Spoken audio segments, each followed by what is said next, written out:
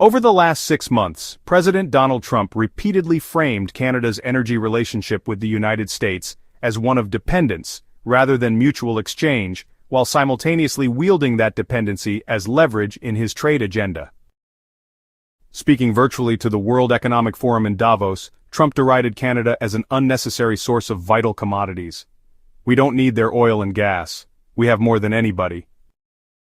He went on to lump Canada in with other sectors he believed the U.S. could forego: autos, lumber, dairy, despite deeply integrated supply chains. In January, speaking to reporters about his forthcoming tariff actions, Trump made clear he viewed Canadian oil and gas as both leverage and dispensable. "We're going to put tariffs on oil and gas, and we're going to bring it down to 10% for the oil." He contrasted that with earlier talk of a 25% levy, signaling a tactical carve-out but underscoring his willingness to weaponize energy flows. As he announced broad tariffs on Canada, Mexico, and the EU, Trump defended even the energy duties against critics who warned of higher fuel prices. "We may have short-term some little pain, and people understand that, but long-term, the United States has been ripped off by virtually every country in the world. Canada ceases to exist as a viable country without its massive subsidy." Later in February, on his own platform, Trump doubled down on the notion of American self-sufficiency in energy. "We pay hundreds of billions of dollars to subsidize Canada. Why? There is no reason. We don't need anything they have. We have unlimited energy." His rhetoric painted Canadian exports, especially oil and gas, as needless to U.S. security, even as refiners remained reliant on certain crude grades. Since then, Canada has repeatedly warned the Trump administration of the importance of Canadian energy to the U.S., even threatening at times to halt exports. However, after the recent Canadian election, that issue went quiet until just yesterday, when a provincial premier brought it back into the spotlight. In an interview with CBC, New Brunswick Premier Susan Holt outlines her province's plan, not only in coordination with the federal government in Ottawa, but also in response to U.S. tariffs. She told CBC's Power and Politics that her province went to the First Minister's meeting with one clear aim: an elimination of this uncertainty. She said New Brunswick is very keen to see an elimination of tariff uncertainty, stressing that her government wants clarity on softwood lumber, clarity on seafood, and no tariffs. Holt acknowledged that Canada has long lived with tariffs at different levels on different products over a lot of years, but argued that what matters now is reducing the volatility, the uncertainty, the level of some of the tariffs to support exporters whose livelihoods depend on predictable access to the U.S. market. Holt made no secret of her faith in Ottawa's negotiating team, Ambassador Hillman, Minister LeBlanc, and Prime Minister Carney, to secure the best possible outcome. "I'm prepared to put my faith in our negotiators, that they will get us the best possible deal and as close to no tariffs as possible," she said, while conceding that our goal is always the most open, free and fair trade possible, the least amount of tariffs. When asked whether Canada might have to accept some remaining duties, she demurred, pointing out that there have been some form of tariffs in between our two countries, but adding firmly that New Brunswick's priority is to drive those duties down as far as negotiators can. Softwood lumber remains at the top of Holt's agenda. "We want to see those softwood lumber tariffs dealt with once and for all." Equally pressing are U.S. steel and aluminum duties, which she described as a problem for us in New Brunswick's heavy industries. For the province's seafood sector, she insisted that it must walk away tariff-free, noting the potential ripple effects on markets like China if Canada fails to deliver on the demands of its East Coast fishermen and processors. Defending Prime Minister Carney against critics who accuse him of complete and utter capitulation to U.S. pressure, Holt said she sees his approach very differently.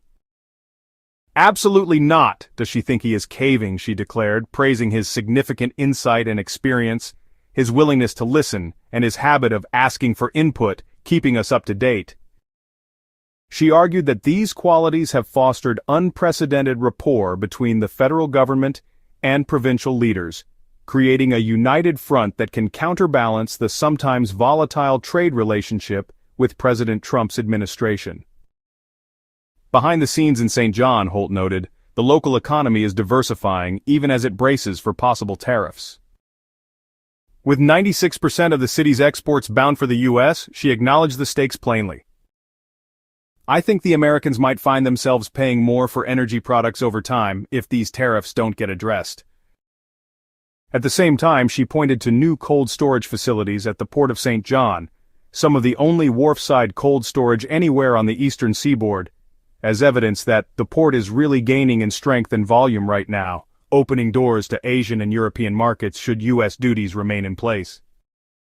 Ultimately, Holt said, New Brunswick's message in the talks is simple: reduce uncertainty, eliminate tariffs wherever possible, and build confidence in a North American trade framework that endures.